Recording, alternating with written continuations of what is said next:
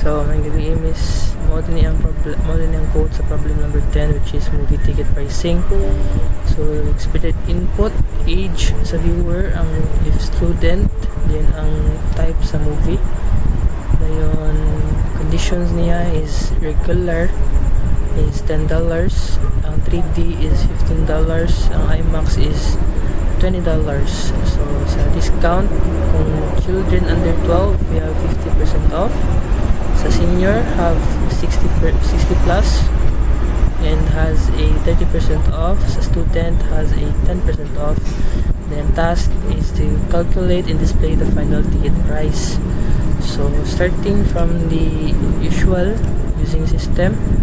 So when we say using system, mao ni siya ang katong tawag ano niya kanang fundamental classes or base classes that defines commonly used value reference data type. So mo ni siya ang gikuhaan sa kanong or gisudlan sa katong mga data types nga gipanggamit diri like examples diri ang kaning int sa muna sila data.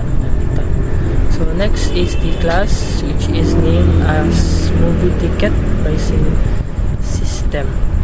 And next is the static void main, mao ni siya ang signifies nga nagsugod na ang atoang program, and followed by the console write line, which is kana user interactions niya sa magamit or sa magparan sa program, in which di kan mo ni siya mo display sa kanang user screen, in which diri sad maka-interact ang user wherein pwede siya maka-input ng numbers nga iyang gusto.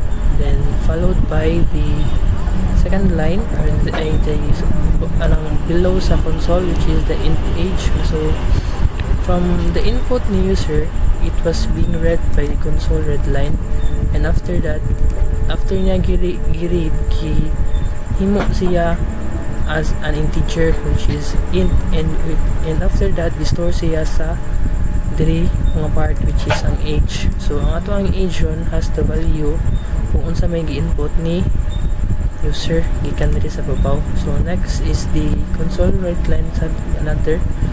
So same as sa babaw, it will display this text inside the quotations, two quotations. Dayon after niya ma-display and naka-interact na si user, which is nag-type siya, for example, yes, it will be read in here.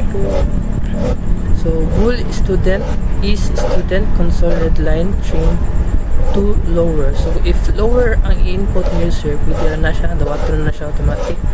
It's either of the two. So after niya i-read, gikan siya if mag yes or mag true ang i-type sa kana, it's either mag true or false ang i-type sa or ang input ni user.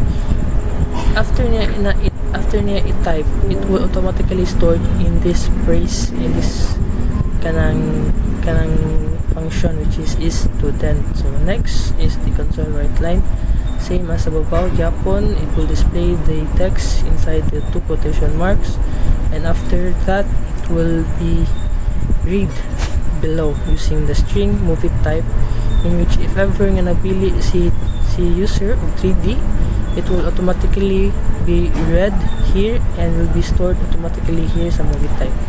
So next is the double base price equals movie type.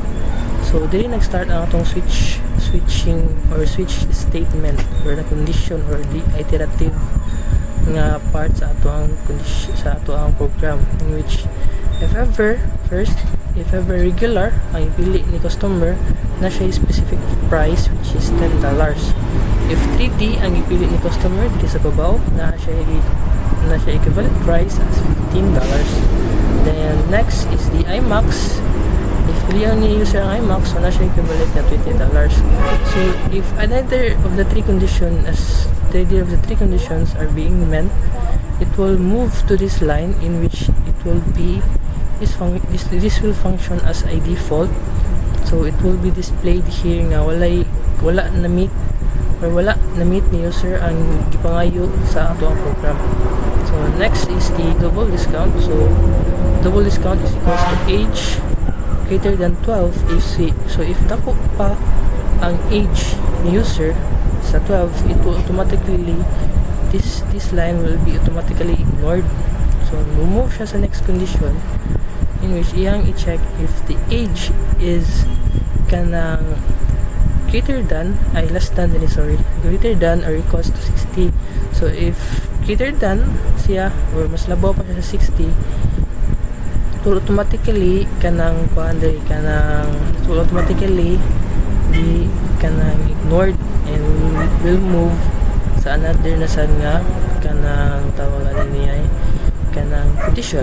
So next, balik diri sa palikspika so age is less than 12. So if less than 12 ang age ni user nga input sa kuan, it will automatically deduct a discount of 0.50 or 0.5 sa kuan sa user since kuan man discount since below man siya 12 or below siya 12. So next muna ang senior which is ang 60 nga age.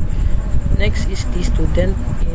If ever nga ang student as the age of 25, so if we confirm niya nga student pa siya, it will automatically deduct 0.10 sa visual price sa ticket. So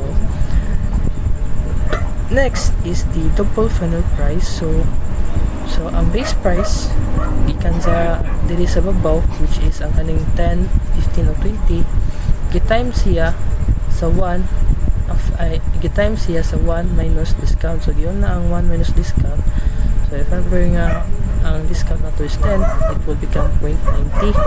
Then ato siyang times it will result to the final price sa ato ang user sa atong user kung pila iyang mabayaran. So after that, console right line $sign which is string manipulation yung pagtawag sa katong mga functionalities nga nagkuhan tog string sa babaw. The next is the final ticket price is kanang string inside the two quotation natay usa ka na $sign in which if ever ato ni siyang iparaan mo display na siya automatically sa ato ang user input and it doesn't have any effect directly sa atong program. So inside sa two quotation marks natay duha ka kanang curly braces. So inside the curly braces atong gitawag si final price which is naa sa babaw. Since if ever nga nag-discount man ta, so naagi na siya dapat nga kanang point something. So mo ni nag-use tag F2 para sa floating point sa kanang para sa floating point or sa kung pila ang point something na mabilin or the total price sa user. So mao na siya miss. Thank you. And before I forgot, ito siya yung paraan. Sorry. So if I run this program,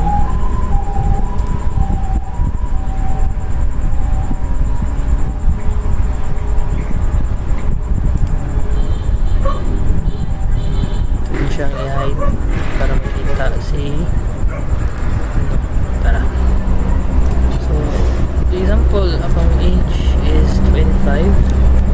So student, yes, I am still a student. So regular,